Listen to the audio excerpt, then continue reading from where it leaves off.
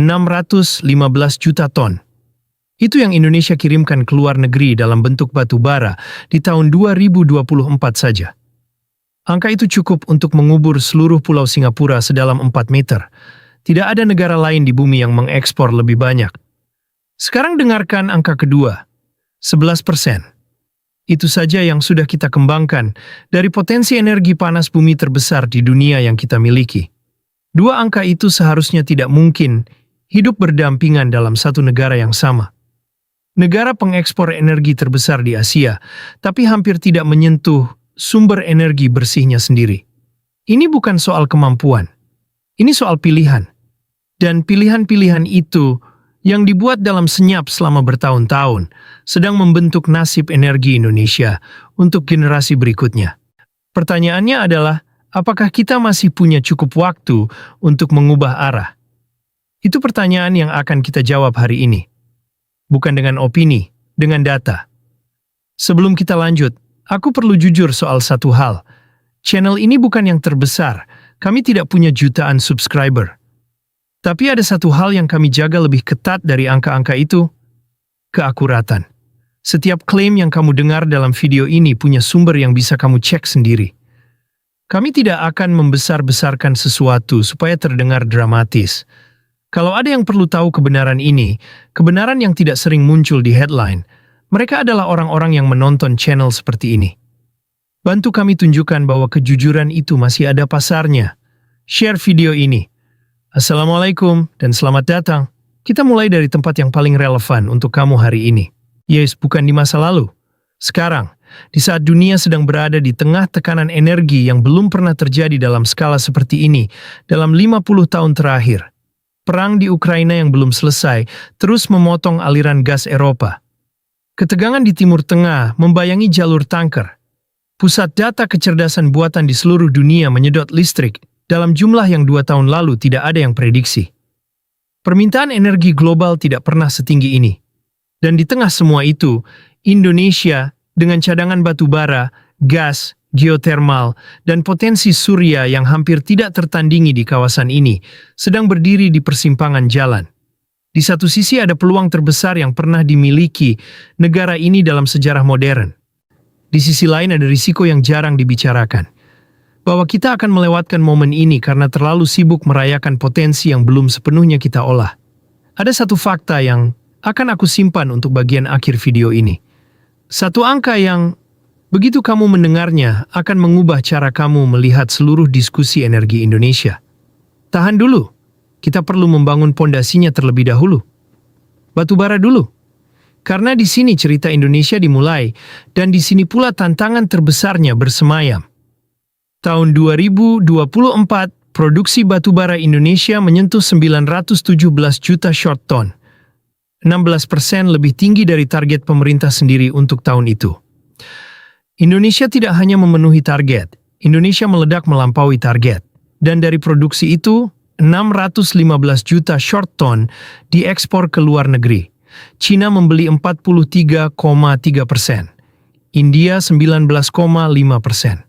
Yang dua raksasa ekonomi Asia ini bergantung kepada batu bara Indonesia, seperti kita bergantung pada jaringan listrik yang menyala setiap malam. Kamu mungkin berpikir, bagus, ini kekuatan yang luar biasa. Dan kamu tidak salah, tapi inilah yang jarang ada yang ceritakan. Di paruh pertama 2025, ekspor batu bara Indonesia turun sekitar 12% dibanding periode yang sama tahun sebelumnya. Cina mulai mengurangi pembelian karena produksi domestik mereka meningkat dan regulasi lingkungan mereka memperketat. India juga mulai mencari alternatif. Harga batu bara global jatuh sekitar 30%. Nilai ekspor batu bara kita di Maret 2025 turun 23% secara tahunan. Mesin terbesar yang selama ini membiayai ambisi Indonesia mulai kehilangan tekanan. Dan ini bukan siklus biasa. Ini adalah pergeseran struktural yang tidak akan berbalik. Jadi kalau batu bara adalah fondasi lama, apa yang menjadi fondasi baru? Disinilah sesuatu yang benar-benar menakjubkan tentang Indonesia mulai terlihat.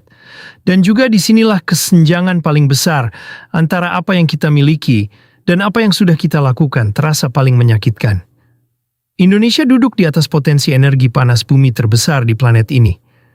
Diperkirakan antara 23 hingga 28,5 gigawatt.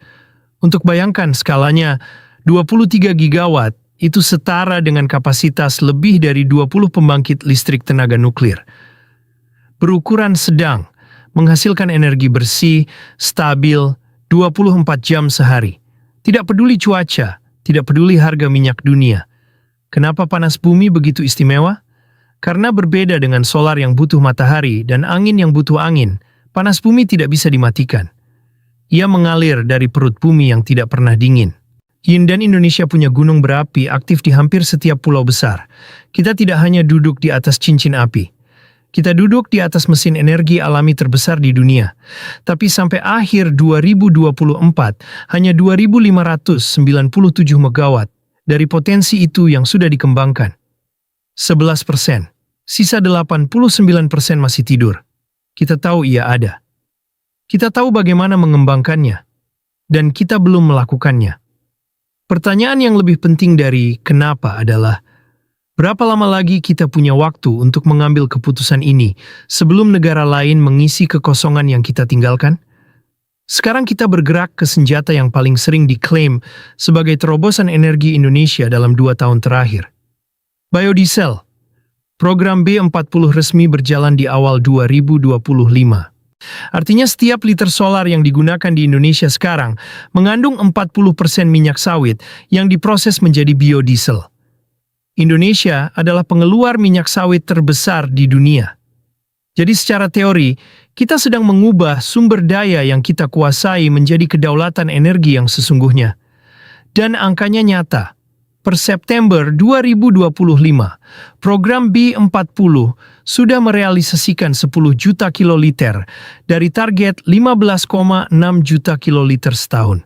Proyeksi penghematan devisa dari program ini di 2025 saja mencapai 9,3 miliar dolar Amerika Serikat.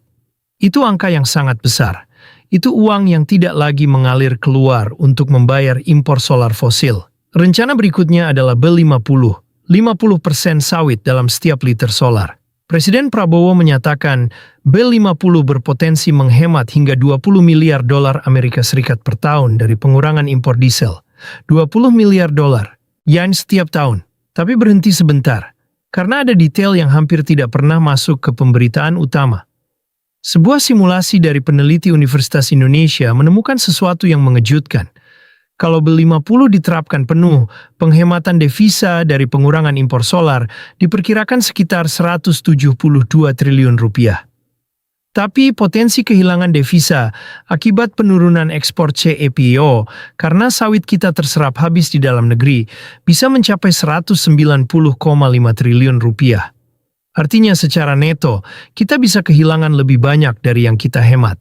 Dan itu belum menghitung risiko kekurangan pasokan minyak goreng, sesuatu yang sudah pernah kita rasakan sendiri di 2022. Program biodiesel bukan salah, arahnya benar, tapi kalau eksekusinya terburu-buru, kita bisa mengorbankan stabilitas pangan demi target energi yang perhitungannya belum matang. Ini bukan soal Indonesia gagal. Ini soal Indonesia sedang belajar, dan biayanya tidak boleh dibayar oleh orang yang paling tidak mampu menanggungnya. Sekarang kita bicara tentang angka yang selama ini nyaris tidak pernah disebut dalam narasi kejayaan energi Indonesia.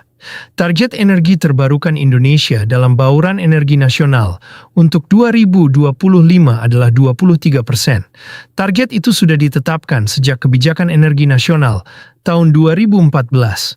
Lebih dari 1 dekade, dan apa yang terjadi menjelang tenggat waktu itu, target itu sedang dalam proses untuk diturunkan, bukan dinaikkan. Diturunkan, menjadi antara 17–19%.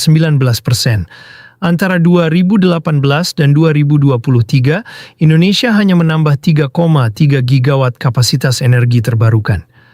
Di periode yang sama, kapasitas energi fosil bertambah 26 gigawatt, 26 banding 3,3. Dan ini yang membuat angka itu terasa lebih berat. Potensi energi surya Indonesia mencapai 207,8 gigawatt. Angin onshore 60,6 gigawatt. Hidroelektrik 94 gigawatt. Kita punya lebih dari 360 gigawatt potensi energi bersih yang belum disentuh secara serius. Sementara itu, total kapasitas pembangkit listrik yang terpasang di Indonesia pada akhir 2024 baru mencapai sekitar 101 gigawatt. Dan dari jumlah itu, batubara masih menyumbang mayoritas. Kita membangun lebih banyak dari yang lama. Sementara, potensi yang baru hampir tidak bergerak. Ini bukan tuduhan. Ini kondisi yang perlu dipahami supaya kita bisa menuntut kebijakan yang lebih baik. Karena rakyat yang memahami datanya adalah rakyat yang tidak bisa dibohongi oleh slogan. Dan sekarang kita sampai di fakta yang aku janjikan akan aku simpan untuk bagian akhir ini. Indonesia pada 2024 resmi memasukkan energi nuklir ke dalam Rencana Umum Penyediaan Tenaga Listrik 2024 sampai 2035. Ini bukan wacana. Ini dokumen perencanaan negara yang resmi. Pemerintah menargetkan 2 pembangkit nuklir dengan kapasitas masing-masing 250 megawatt, mulai beroperasi pada 2032. Kalau ini berhasil, dan ada banyak tantangan teknis, regulasi, serta pendanaan yang harus diatasi dulu, ini adalah lompatan kuantum dalam kapasitas energi bersih Indonesia. 2 pembangkit nuklir itu saja sudah setara dengan ratusan turbin angin atau ribuan hektar panel surya dalam hal stabilitas dan keandalan output. Tapi ini juga yang harus kita jaga bersama sebagai warga negara yang memperhatikan. Proyek besar dengan timeline panjang di negara ini punya rekam jejak penundaan. Proyek abadi LNJE di Maluku, misalnya salah satu proyek gas terbesar Indonesia, baru saja mengalami penundaan lagi. Keputusan investasi finalnya mundur ke 2027. Target produksi mundur ke awal 2030-an. Ini sudah tertunda berkali-kali. Antusiasme terhadap proyek besar itu penting. Tapi yang lebih penting adalah pengawasan publik yang memastikan antusiasme itu tidak berhenti di pengumuman. Jadi apa yang sebenarnya sedang terjadi dengan energi Indonesia? Indonesia tidak sedang gagal, tapi Indonesia juga belum menang. Yang sedang terjadi adalah sebuah negara dengan aset luar biasa, batu bara yang mulai melemah, geotermal yang belum digarap, surya yang hampir tidak disentuh, biodiesel yang menjanjikan tapi penuh risiko, dan nuklir yang masih di atas kertas, sedang berlomba dengan waktu dalam transisi terbesar dalam sejarah energinya. Dan kecepatan perlombaannya belum secepat yang dibutuhkan. Yang kamu tahu sekarang, yang kebanyakan orang di sekitarmu belum tahu, ada 4 hal. Pertama, Indonesia adalah eksportir batubara terbesar di dunia berdasarkan volume pada 2024. Tapi mesin itu sudah mulai melambat di 2025, dan perlambatannya bukan sementara. Kedua, kita duduk di atas potensi geotermal terbesar di planet ini, tapi baru mengembangkan 11% dari potensi itu. Bukan karena tidak mampu, tapi karena pilihannya belum dibuat dengan cukup serius. Ketiga, program biodiesel kita ambisius dan sebagian besar benar, tapi ada celah dalam matematikanya yang perlu diisi sebelum dipercepat lebih jauh. Yang keempat, Indonesia punya rencana nuklir yang nyata di atas kertas untuk 2032. Dan apakah rencana itu menjadi kenyataan atau menjadi satu lagi penundaan bergantung pada tekanan publik yang cukup kuat untuk memastikannya. Kamu sekarang adalah bagian dari kelompok kecil yang memahami gambaran penuhnya. Bukan hanya narasi resminya, bukan hanya beritanya, tapi datanya. Dan ada satu cara untuk mengubah pemahaman itu menjadi sesuatu yang lebih besar. Bagikan video ini kepada satu orang yang kamu percaya cukup kritis untuk mau tahu kebenaran ini. Bukan untuk menakut-nakuti. Untuk memperbesar kelompok orang yang tidak bisa dibohongi oleh angka yang setengah-setengah. Indonesia punya semua yang dibutuhkan untuk menjadi kekuatan energi sesungguhnya di Asia Tenggara. Tapi kekuatan itu tidak akan datang dari narasi yang paling keras. Ia akan datang dari keputusan yang paling jujur. Dan keputusan yang jujur lahir dari rakyat yang mengetahui faktanya. Kamu sudah tahu faktanya sekarang.